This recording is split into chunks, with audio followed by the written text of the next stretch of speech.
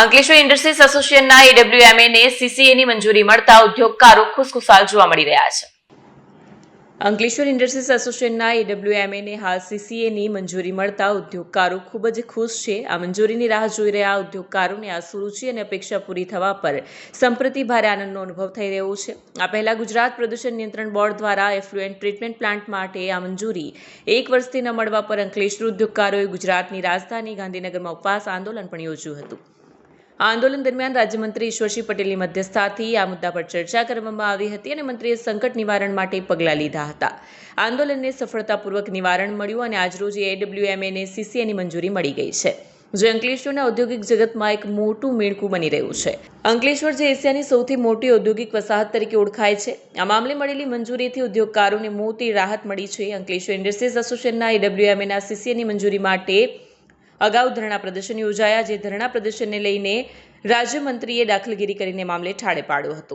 આજરોજ અંકલેશ્વર ઇન્ડસ્ટ્રીઝ એસોસિએશનના AWMA ને CCAની મંજૂરી મળતા ઉદ્યોગકારોમાં ખુશીની લાગણી ફેલાઈ ગઈ છે।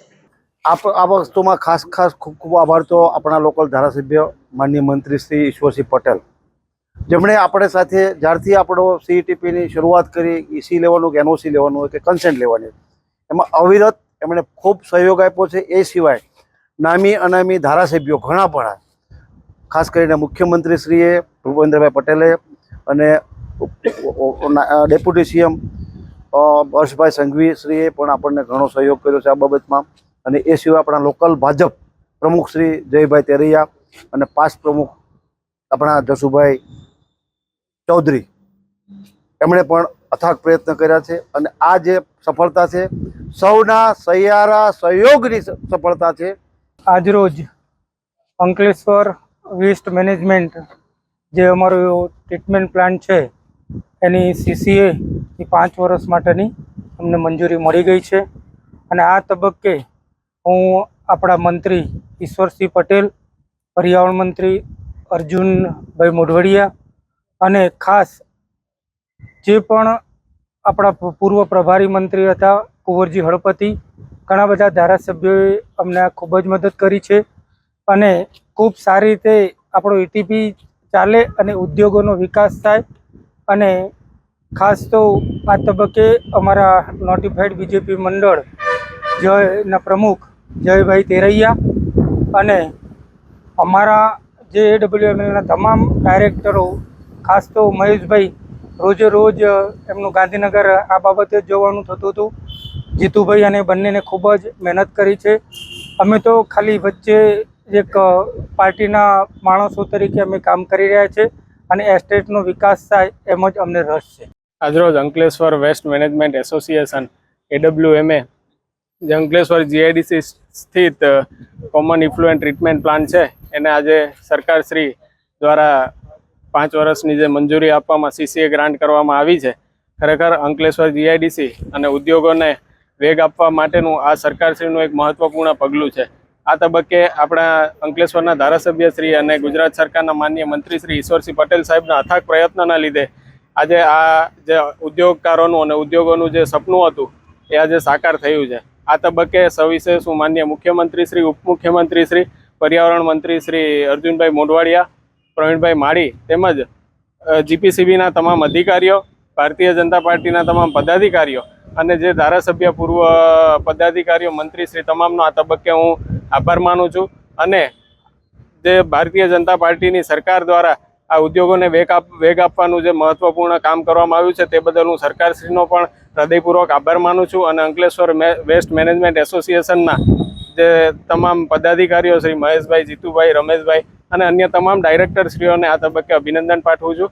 અને ભવિષ્યમાં આ જે AWMA સંસ્થા છે એ વધુને વધુ હરણફાળ બળે અને ઉદ્યોગોના વેગમાં એક સહભાગી તરીકે ઊભા રહે એવી આશા વ્યક્ત કરું છું। અંકલેશ્વર વેસ્ટ મેનેજમેન્ટ એસોસિએશનની CCA 5 વર્ષ માટે ગ્રાન્ટ કરવામાં આવી છે, તે બદલ અમે આપણા ધારાસભ્ય અને મંત્રી શ્રી ઈશ્વરભાઈનો આભાર માનીએ છીએ। સાથે સાથે પર્યાવરણ મંત્રી અર્જુનભાઈ મોઢવાડિયા સાહેબ, પ્રવીણભાઈ માળીશ્રીનો પણ આભાર માનીએ છીએ। સરકારના મંત્રી શ્રી હર્ષભાઈ જે નાયબ મુખ્યમંત્રી છે એમની પણ આભાર માનીએ છીએ। સાથે સાથે ઘણા બધા મંત્રી ધારાસભ્યોએ પણ અમને મદદ કરેલી છે અત્યારે નામ દેવા મુશ્કેલ છે, પણ સર્વેનો અમે આભાર માનીએ છીએ. સાથે અહીંયા જે લોકલ અમારા ડાયરેક્ટરો અને ઉદ્યોગકાર મિત્રોએ જે મદદ કરી છે, પ્રેસ મીડિયાના મિત્રોએ પણ અમને સહકાર આપ્યો છે, એ બદલ એમનો પણ આભાર માનીએ છીએ. જીપીસીબી બોર્ડના ચેરમેન, મેમ્બર સેક્રેટરી શ્રી અને યુનિટેડ અને આરઓનો પણ અમે આભાર માનીએ છીએ કે અમને ખૂબ જ સહકાર આપ્યો છે. અને અમે આ ઈટીપીને નિયમ પ્રમાણે ચલાવી અને જે ટેકનોલોજી છે બાયો પેટ્રોકેમની એને 3 થી 6 મહિનામાં પુરવાર કરીને આ ટેકનોલોજી રાષ્ટ્રને સમર્પિત કરશું અને આના કારણે પર્યાવરણને ખૂબ જ ફાયદો થશે. એમઈ અને સ્પેડ આયરમાં જે આઈટીડીએસ આઈસીઓડી જાય છે 25,000 સુધી ટીડીએસની મેં ડિઝાઇન કરી છે, 11,000 સીઓડી, તો એ ઓર્ગેનિક લોડ ફ્યુઅલમાં કન્વર્ટ થઈ અને 1400 મેટ્રિક ટન રોજનો કાર્બન પણ જનરેટ થતો બચશે. એટલે આ બધું ધ્યાને રાખી અને સાથે સાથે સ્મોલ સ્કેલના પણ ઇકોનોમી અને એન્વાયરમેન્ટ બંનેની બચત થશે. વ્યક્તિગત ટ્રીટમેન્ટ જે સુપ્રીમ કોર્ટે કહ્યું હતું કે પ્રાઇમરી કરીને આપવું, એનું પણ પાલન થશે. એટલે સર્વે ઉદ્યોગકાર મિત્રોને હું આશ્વાસન આપું છું અને કહું છું કે બધા સહકાર આપજો અને આપણે સાથે મળીને આ પ્રોજેક્ટને સફળ બનાવશું. ખાસ તો મારે આભાર માનવો જોઈએ અમારા યુવાન નોટિફાઈડ એરિયાના પ્રમુખ છે જયભાઈ તેરૈયા અને પૂર્વ પ્રમુખ એસોસિએશન અને નોટિફાઈડ એરિયાના જસુભાઈનો, કે અવિરત એનઓસી આવીથી માંડીને અરજી થઈ ત્યારથી અત્યાર સુધી ખૂબ જ સહકાર આપે છે. ઈશ્વરભાઈ પછી જો બીજો સહકાર મળ્યો હોય તો આ બંને મિત્રોનો છે, અમારા સ્થાપક ચેરમેનનો છે અને એસોસિએશનનો પણ બધા પદાધિકારીઓએ અમને સહકાર આપે છે. બદલ હું સર્વેનો આભાર માનું છું અને ફરીથી કહું છું કે આ કાર્ય માટે જેને નામી અનામી સહકાર આપે છે બધાનો હું આભાર માનું છું. આખી જે પરવાનગી મળી છે એમાં કોઈ ક્લોઝ મૂકવામાં આવ્યા છે ખરા? એટલે એ હજી ડિટેલ આવ્યું નથી, પણ જે એન્વાયરમેન્ટના નિયમો હોય એનું તો આપણે પાલન કરવું જ જોઈએ અને અમે કરશું. અને અમે અમારા દરેક મેમ્બરના ત્યાં ઓટો સેમ્પલર, પીએચ મીટર, સેન્સર, આ બધું અમે ફેઝ વાઇઝ મૂકતા જશું કોમન અને બધાને.